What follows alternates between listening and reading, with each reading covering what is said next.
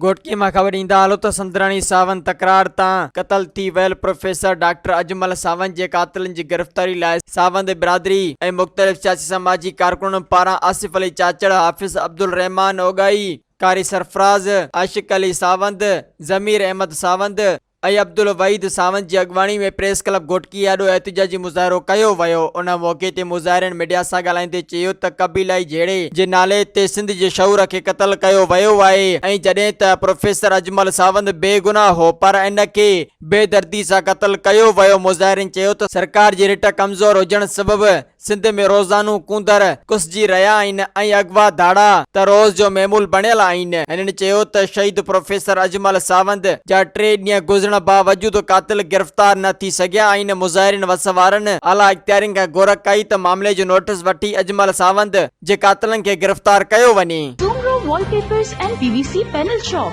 3D wallpapers की वसी range जो आपके घर को बनाए आपके ख्वाबों की तरह खूबसूरत। बेहतरीन क्वालिटी के वॉलपेपर्स और सीलिंग्स बेहतरीन कलर्स और डिजाइन्स में दस्तयाब हैं।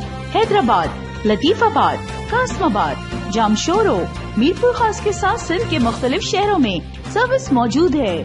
हर किस्म के 3D वॉलपेपर्स और सीलिंग्स लगवाने के लिए अभी राब्ता करें। कॉन्टैक्ट रांजन अली सोमरो, व्हाट्सएप 0333370786, 033337025516, तालिब हुसैन 031713109060।